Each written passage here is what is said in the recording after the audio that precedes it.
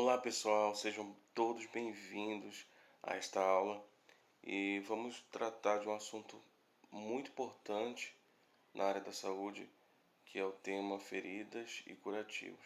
Precisamos aprofundar mais esse conhecimento, entendemos que o processo de cicatrização, a classificação da ferida, como realizar um curativo adequado, o que colocar do ferimento, são importantes. A assistência ela está ligada diretamente ao conhecimento teórico e prático. Nesse momento nós vamos tentar repassar um conhecimento teórico acerca da ferida e do curativo.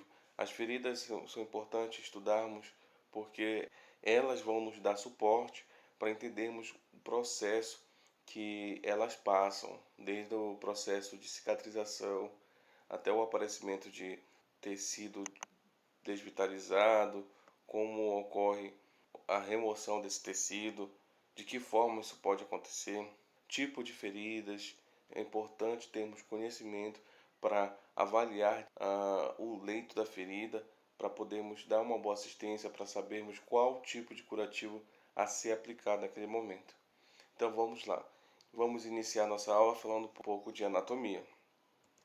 Nós sabemos que a pele é o maior órgão do corpo humano e ela confere proteção do corpo contra traumatismo, contra agentes químicos, biológicos, por exemplo, bactérias, vírus, fungos. Então ela confere essa barreira de proteção.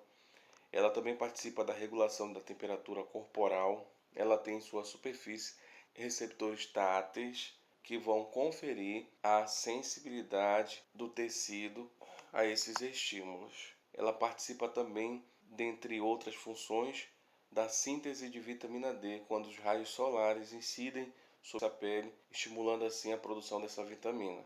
Ao destacarmos a pele, então vamos encontrar três camadas. A epiderme já é o tecido mais externo, a derme já é um tecido intermediário e a hipoderme é o tecido mais profundo. A epiderme é constituída de tecido epitelial e a derme e a hipoderme de tecido conjuntivo. O que é ferida?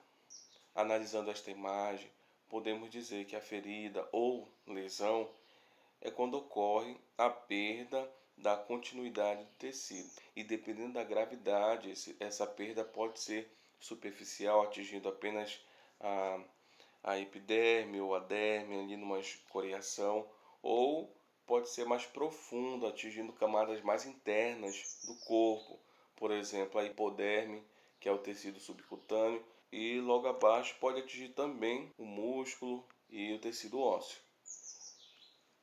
Mas, assim, quando ocorre esta lesão, você tem a perda dessa continuidade do tecido, e aqui é uma porta de entrada para agentes infecciosos. Então você tem essa perda de tecido, você tem a quebra da barreira que protegia o indivíduo contra esses agentes, e esses agentes agora têm a oportunidade de adentrar esta pele devido a esta porta que se abriu e aqui neste meio causar infecção. Logo após ocorrer um trauma na pele, ocorre a fase de cicatrização, de reparação tecidual. Então vamos a um exemplo aqui. Você tem a pele. No momento que essa pele foi lesionada, começa a ocorrer a cicatrização tecidual. Esse processo ele é imediato. Ela passa por algumas fases. A primeira fase é a fase inflamatória. Nela nós vamos encontrar sinais e sintomas. Por exemplo, o calor. Nessa região você vai encontrar a pele mais quente. E isso vai fazer com que ocorra o edema, porque o aumento da temperatura nesta região vai fazer com que os vasos sanguíneos se dilatem e eles tornem mais permeáveis. Então, através desses vasos sanguíneos vai extravasar o plasma, que é um dos componentes aqui do sistema circulatório, aqui do sangue. Então, o sangue é constituído dos glóbulos vermelhos, plasma, glóbulos brancos e devido a essa vasodilatação, os vasos sanguíneos ficam mais dilatados, permeáveis, você tem o aparecimento desse edema, que é o inchaço nessa região da lesão. Então, toda lesão que ocorre, imediatamente você já vai ter a mudança de temperatura nessa região, você já tem o edema, vai ocorrer também o aparecimento do eritema e da dor nesse local. Além de estar edemaciada, o eritema confere uma vermelhidão nessa região. Então, o eritema ele vai se manifestar com uma cor vermelha. E também a questão da dor. O paciente vai relatar dor, por quê? Porque sabemos que a pele ela tem terminações nervosas e uma vez que essas terminações nervosas são atingidas, o indivíduo vai se queixar de dor. Nesta região vai ocorrer a liberação de mediadores químicos que vão fazer, nós chamamos uma quimiotaxia. O que é isso? Vocês estão vendo essas partes assim mais claras aqui? São células de defesas que conseguem sair deste vaso sanguíneo e ir em direção à lesão. Essas células de defesa vão combater as bactérias que estão nesta região, os agentes infecciosos que estão nesta região vão ser combatidos por estas células de defesa que saíram do vaso sanguíneo. E eles conseguem sair deste vaso sanguíneo em direção à lesão devido ao aumento da permeabilidade do vaso.